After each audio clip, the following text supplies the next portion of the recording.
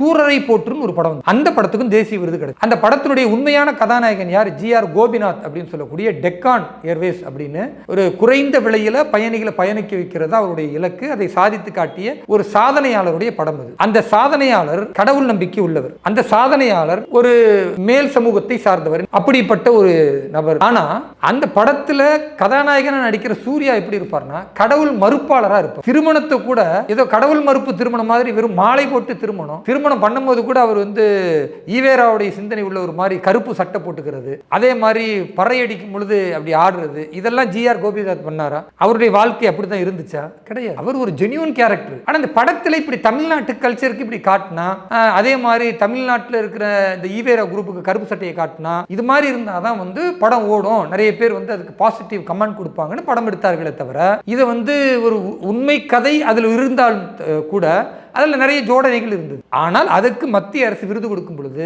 யாராவது எதிர்த்தாங்களா? எங்க GR. கோபிநாத்தினுடைய character என்ன, இங்கே நடிகர் சூர்யா நடித்ததுக்கு இதுக்கு சம்பந்தம் இருக்கா?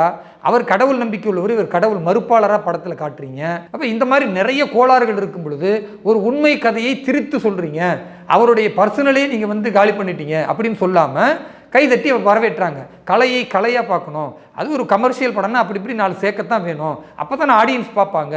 இது இயல்பா இருக்கா இல்லையா? இது மாதிரி தி கேரளா ஸ்டோரி என்பது அந்த படம் முதல்ல ஒரு ட்ரெய்லர் வந்தது. ட்ரெய்லர் வந்த பொழுது அதில் 32,000 பெண்கள் இந்த மாதிரி மதமாற்றத்தின் மூலம் ISIS போய் சேர்த்தாங்க அப்படின்ற ஒரு வாசகம் அதில் வரும். அது எதிர்ப்பு தெரிவிக்கப்பட்டது. எதிர்ப்பு தெரிவிக்கப்பட்டதுன்னு அந்த படத்தினுடைய தயாரிப்பாளர்கள் அதை கட் பண்ணிட்டாங்க. ஏன்னா அது பொய். அது ஸோ ஒரு ஆவணம் இல்லாமல் பொய்யான ஒரு தகவலை சொல்லும் பொழுது அது நீதிமன்றத்திலெல்லாம் போகும் பொழுது அதை எடுத்துட்டாங்க. பிறகு அந்த படம் உண்மை கதையும் கிடையாது. அந்த படத்தை வெளியிடும் பொழுது அதில் கற்பனை காட்சிகள் அந்த மாதிரி இருக்கணும். பொதுவாக ஒரு திரைப்படத்துக்கு கமர்ஷியலுக்கு என்ன போடுவாங்களோ அப்படி போட்டு தான் அந்த படத்தை வெளியிட்டாங்க. அதனால் தி கேரளா ஸ்டோரிக்கு கொடுத்ததற்கும் சூரரை போற்றுக்கு கொடுத்ததற்கும் ரெண்டையும் நீங்கள் வித்தியாசப்படுத்தி பார்க்க முடியாது. ரெண்டும் ஒரு கமர்ஷியல் படத்திற்கு கொடுக்கப்பட்ட மத்திய அரசின் விருது. இவ்வளவுதான் பார்வை.